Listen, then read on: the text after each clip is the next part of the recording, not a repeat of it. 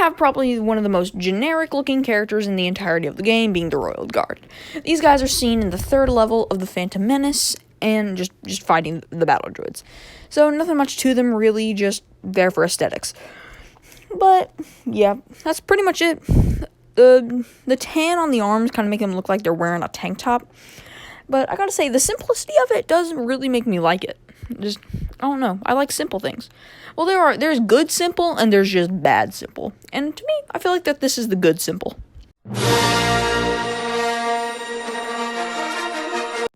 Now we have the other generic Naboo guard, who is also staring you down into your soul until you eventually switch characters or just not plays them anymore, aka Captain Panaka.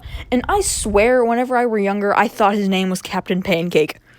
I kid you not. But this guy looks infinitely times better than the Naboo guard, because he doesn't look like he's wearing a tank top for once. He actually looks like he has clothes on and not a one piece. But the red shirt, red hat, and the light blue, I feel like go really good together. Plus with the black pants all to top it off, just makes it look mwah. And he also has a melee animation, which the Royal Guard did not have, so that's automatically a plus. So now, I did like him a lot whenever I was younger, but after looking more into the Star Wars lore, I kind of don't like him all that much now, because I figured out that he actually betrayed the Republic in order to go work for the Empire. So, he got some epic points off of my standards.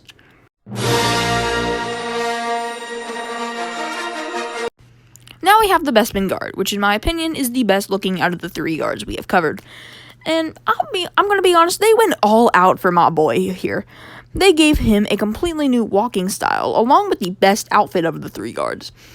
A completely new voice line, and a unique double jump.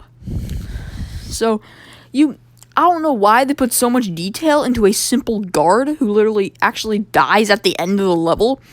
But they did for some god-awful reason. I don't know why, but they did. And I kind of respect TT Games for it. Now, is he just a character who actually really does nothing in the story?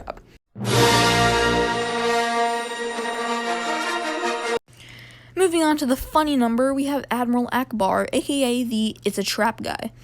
Now, just like the Bespin Guard, he has his completely unique double jump, which sends him absolutely soaring into the air. The only reason he's not better than the Bespin Guard is because he doesn't have a fighting animation. But he's still above the Bespin Guard for some reason.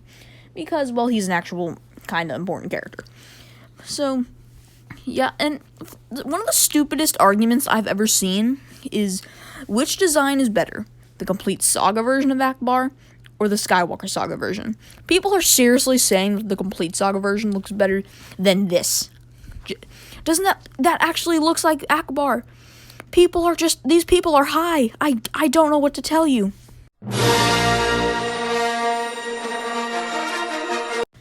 Now we're moving on to Lando Calrissian in his Skiff Guard uniform. Now, I feel like he should have been called Lando Calrissian Palace Guard, because the Palace Guards are wearing this outfit, and the Skiff Guards are wearing a completely different outfit.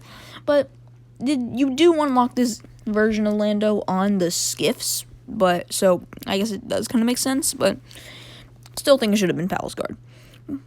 Now, I'll be honest, the Palace Guard's helmets do actually look pretty good, but why was the Palace Guard number one in losing with the blaster characters? Because, like I said, if you look from behind, he just looks completely naked. Lando actually looks good. I feel like the Palace Guard should have had this outfit, and maybe they would have been above. They probably would have been above Akbar. But this Lando variant is completely different from his normal variant, which we're gonna get to around now.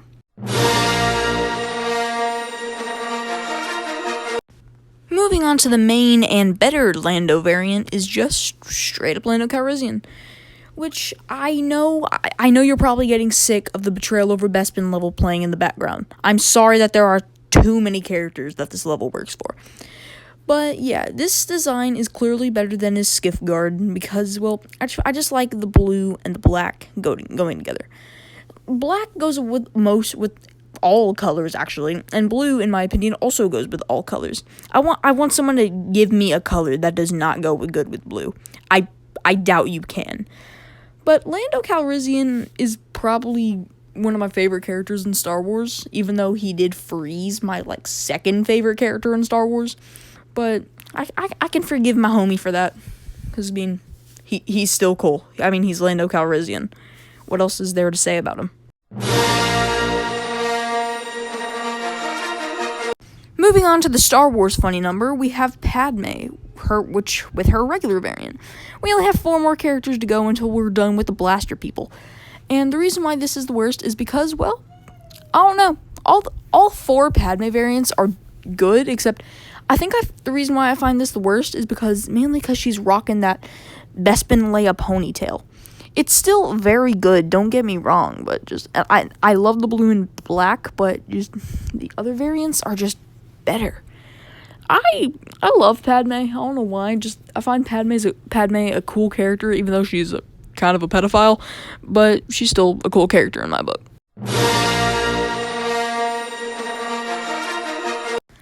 Every LEGO game, I feel like, has its own version of Slave Leia. LEGO Star Wars 2 and the complete saga having, of course, Slave Leia, and this one, and LEGO Star Wars 1 having Padme Claude. I don't know why, but this feels like the Slave Leia to me for that game. Yeah. There's nothing really about it, except this is really just the exact same version as another one of Padme's suits, which we'll get to in a minute, except just with a little slash mark and actual back printing, which you don't see on a lot of characters with the older LEGO games.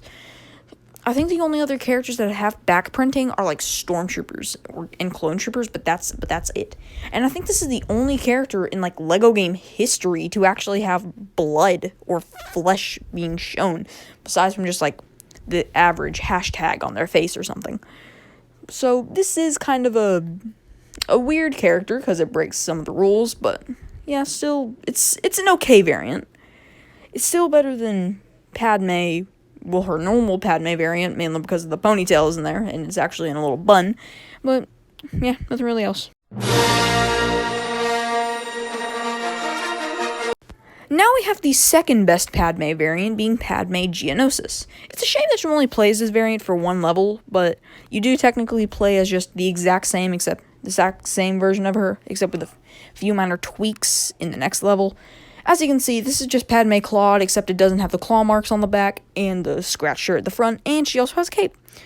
So, the reason why this is only second best, except first, is because the first honestly looks better, and because second variant is just wearing full white. But we're talking about this variant, not the next variant, which we'll get to next part, aka in a week or so. But yeah, that's pretty much it for this, because we already talked about most of it with Padme Claude, so yeah.